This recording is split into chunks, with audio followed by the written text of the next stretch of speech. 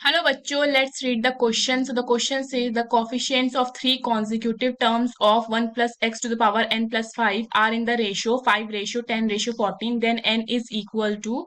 So the key concept is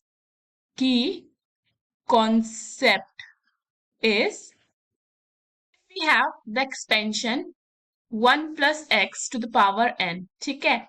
and हमें अगर इसका जनरल टर्म लिखना है so T R plus one, इसके लिए टी आर प्लस वन क्या हो जाता है, this is equal to C R x to the power r and also n c r minus 1 upon n c r, इसकी value किसके equal हो जाती है, this is equal to r upon n minus r plus 1. ये चीज clear है. सो देखो हमारे पास एक्सपेंशन क्या है, we have 1 plus x.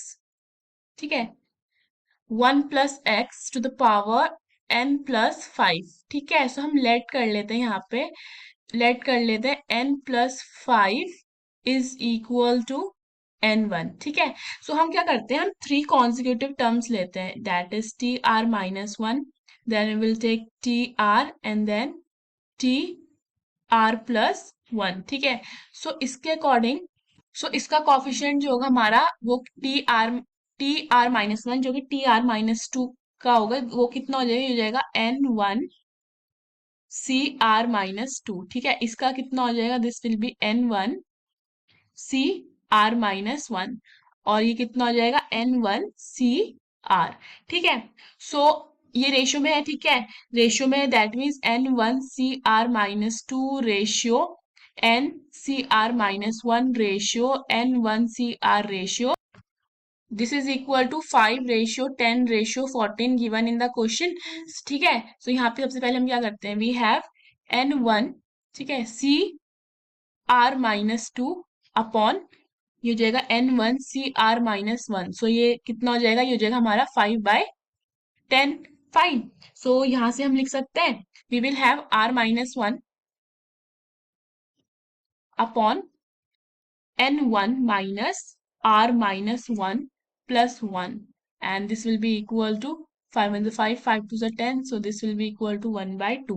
so यहाँ से हमारा कितना आ जाएगा, r minus one upon N one minus r, ठीक है, plus two, and this will be equal to 1/2. so यहाँ से क्रॉस मल्टीप्लिकेशन करते हैं and we will get 2r minus 2, this will be equal to n1 minus r plus 2. So from here we will have 3r minus n1 and this will be equal to 4. So we have 3r minus n1 minus 4 is equal to 0. Let us take this as equation 1. Then next we have another one. Similarly we will have n1 c r minus 1 upon n1 cr and this will be equal to 10/14. ठीक है, सो ये कितना हो जाएगा, this will be equal to r upon n1 minus r plus 1 and this will be equal to 5/7.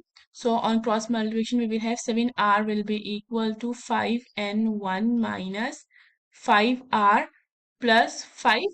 सो कि कितना हो जाएगा, 12r minus 5n1 minus 5 will be equal to 0. इसको हम इक्वेशन सेकंड मान लेते हैं. So now we will